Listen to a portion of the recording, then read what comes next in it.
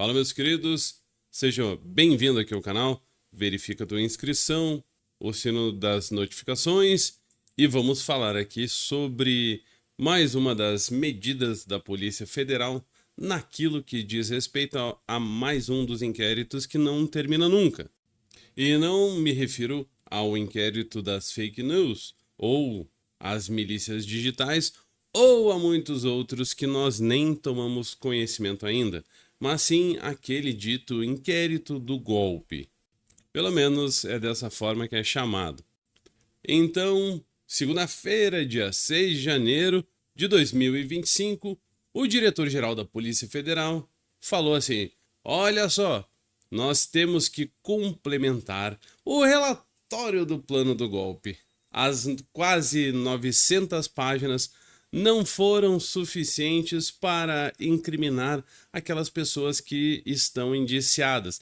Então, meu amigo, pode se preparar que vem mais umas outras 500 páginas de conjecturas e outras formas de tentar incriminar o Bolsonaro. A realidade é essa daí. E na mesma toada a gente também vai ver que o ministro Moraes, ele entendeu e aplicou a legislação absolvendo um morador de rua. É o mesmo cara que em dado momento desta investigação disse assim: pegue o morador de rua e bote ele na rua. E ele que fica então em prisão domiciliar. Pois é, né, meu amigo?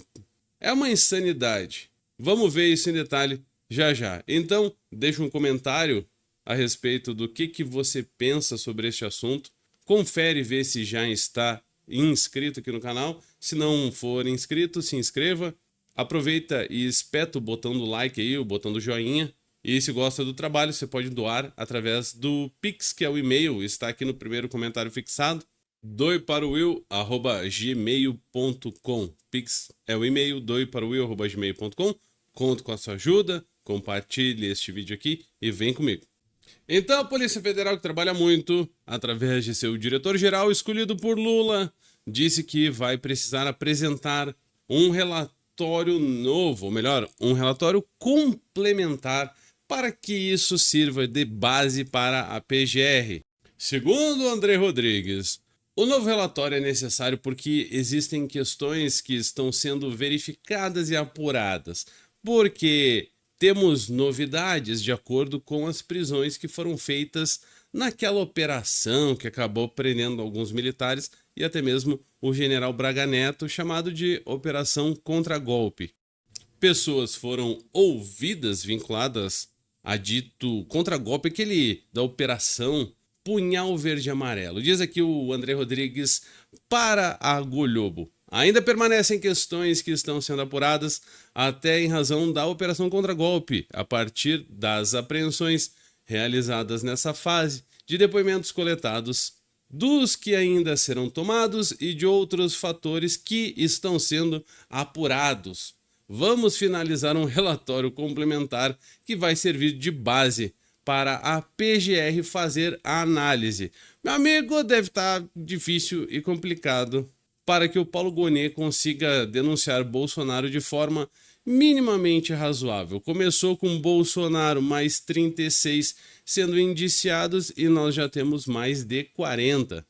Também disse que ninguém será perseguido, que a Polícia Federal é sempre muito técnica, que todo mundo está sujeito à lei, seja militar, seja civil, seja o profissional da área que for. Disse assim: não vamos passar a mão na cabeça de ninguém, não vamos também perseguir ninguém. Se tiver fato, nós vamos fazer os pedidos jurídicos, técnicos e legais. E aí vai caber ao juizão do caso, no caso, o ministro Moraes. Segundo a reportagem, querem descobrir então a questão do financiamento, aquela história do dinheiro entregue numa sacola de vinho. Sabe, aquela história bem nada a ver. Aí perguntaram pro doutor André Rodrigues o seguinte: mas o Tchê, afinal de contas, e aí, o financiamento, como é que é essa história toda? Falou assim: um sujeito cedeu ônibus, outro cedeu água, e outro ainda cedeu comida. Sim, existe essa pulverização. E agora, nesse fato trazido pelos depoimentos de Mauro Cid, mais ninguém, tá certo? Depoimento do Cid. Vai ser apurado exatamente de onde saíram os valores. Mas esses são detalhes. Detalhes que não interferem no seio das investigações, que apontou cabalmente a tentativa de golpe. Ó, meu amigo, essa tentativa de golpe é tudo uma bela de uma conversinha fiada. A realidade é que não se consegue verificar a dita relação de uma coisa com outra, porque tiveram algumas pessoas que foram lá e cederam meia dúzia de Coca-Cola, umas garrafas de água, umas quentinhas.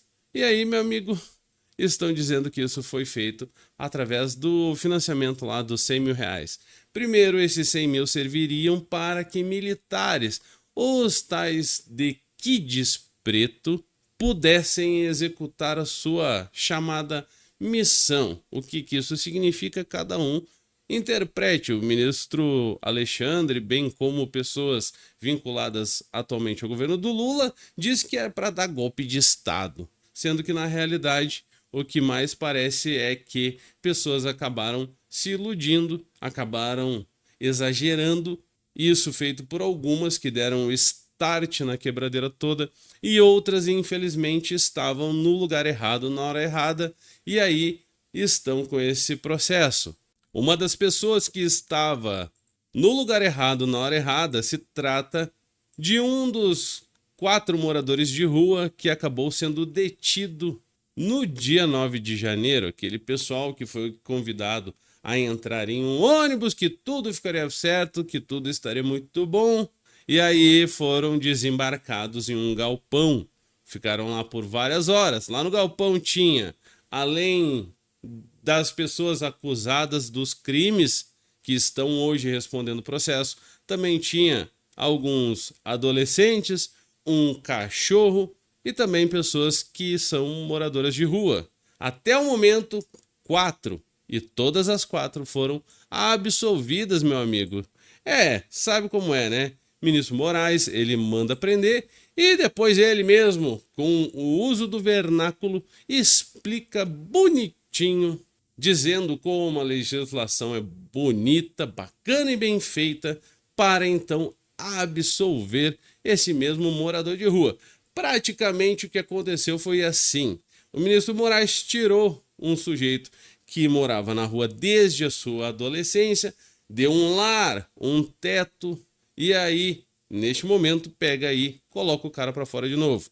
Claro, não foi exatamente isso, ninguém quer ficar preso, ninguém quer ir para a prisão. É só um modo de ilustrar como o ministro Moraes acabou interferindo na vida dessa pessoa. Agora imagine na vida de outras 2.000. Aí, meu amigo, este é o caso, o senhor Jefferson, daquela situação na qual o sujeito, morador de rua. Aí ele foi preso no dia 9 de janeiro. No dia 18, foi concedido para ele prisão domiciliar. Prisão domiciliar a um morador de rua. E aí, tudo certo. Tornozeleira eletrônica e, por óbvio, ele descumpriu com as medidas restritivas. Ele não tinha lugar sequer para fazer a manutenção da carga da bateria da tornozeleira eletrônica. Aí chegou em novembro de 2023, então o tal de Jefferson, morador de rua, fora recolhido novamente ao sistema prisional brasileiro, porque veja só, ele descumpriu as tais medidas que o ministro Moraes o impôs. Aí depois do cara ser preso, entre muitas aspas, em flagrante, a prisão dele em flagrante ser mantida pelo juiz da audiência de custódia, o cara foi solto. Obviamente iria descumprir as medidas impostas pela justiça, o cara foi preso. E agora ele recebe um pedaço de papel dizendo assim: não há provas de que o denunciado tenha integrado a associação criminosa, seja se amotinando no acampamento erguido nas imediações do QG do Exército, seja de outro modo contribuindo para a incitação dos crimes e arregimentação de pessoas. Trocando em miúdos, o ministro Moraes disse: não tem prova de que o cara fazia parte da organização criminosa e também ele não ficava chamando mais brother para compor o grupo para se amotinar no acampamento. Aí a defesa do morador de rua disse o seguinte: cara, o sujeito aí, ele é um andarilho, ele é um transeunte, ele não faz parte dessa função toda a qual ele está sendo acusado. O próprio Jefferson falou: pô, mas eu só fui lá bater um rango. Nada além disso.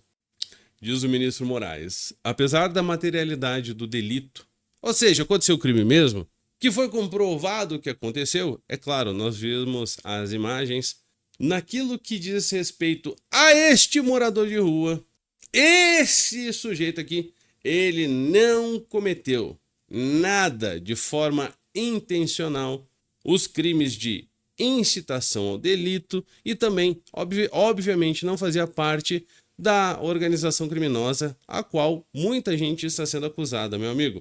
Em resumo, o Paulo Gonet achou que era um absurdo o morador de rua não estar em casa cumprindo com as ordens da justiça.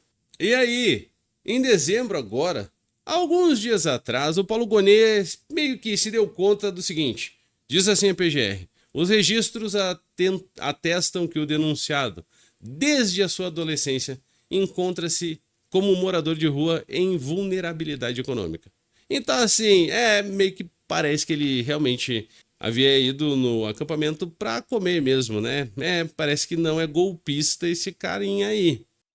Quer saber quem mais foi absolvido e morava na rua? Um outro senhor chamado Geraldo Felipe. Ele foi preso em março e ficou quase 11 meses na cadeia. Um outro senhor chamado Wagner, mesma situação, mesma coisa, morador de rua, absolvido. E também um outro senhor chamado Daniel, que era vendedor ambulante. Você lembra desse caso? O cara reclamou pra caramba, falou e não teve Cristo que tenha colocado na cabeça do ministro Moraes que o cara era apenas um comerciante. Na dúvida, ministro Alexandre disse assim: manda o cara pra papuda, deixa o cara lá um tempo e tá tudo certo. Se ele for inocente, será provada a sua inocência. Claro, né, meu amigo? Muito fácil a gente chegar nessa conclusão diante das decisões que foram tornadas públicas. E é muito fácil também, nesse caso, dar uma canetada desse jeito. E o sujeito que se lasque ficou preso? Fazer o quê? A justiça, às vezes, tem de ser rigorosa demais, até mesmo com inocentes, para que isso motive futuros criminosos a não delinquirem. Meu amigo, pelo amor de Deus, né? Puxa vida! Então, o ministro Xandão teve que soltar uma pessoa que, de modo grosseiro até falando, fora considerada perigosíssima. E por isso deveria estar preso, mas fazer o quê, né? Agora chegou-se na conclusão de que o cara era inocente. E aí, veja aqui a palavra marcada, talhada no papel do ministro Alexandre, é emocionante. E espero que estejam entendendo o sarcasmo aqui. Diz assim, para fechar bem aqui o nosso vídeo, né? Fechar bem mal aqui o nosso vídeo, diz o ministro Alexandre assim: o Estado de Direito não tolera meras conjecturas e ilações do órgão de acusação para fundamento condenatório em ação criminal, pois a prova deve ser robusta, consistente, apta e capaz de afastar a odiosa insegurança jurídica que tornaria inviável a crença nas instituições. Aí você está ouvindo: peraí, é impressão minha, ele está dizendo assim: olha, você só está sendo processado aqui porque a Polícia Federal tem um bando de incompetente que fica acusando todo mundo de tudo quanto é jeito, e isso acaba refletindo na nossa imagem. Mas tô aqui eu para fazer justiça e dizer: não teve prova, o cara é inocente. Então que seja tudo desfeito contra esta pessoa, pois ela merece estar no seio da sociedade e não segregada. Meu amigo, pelo amor de Deus, né? Isso daí é papinho para ver se pintam a cara da gente igual a cara de palhaço.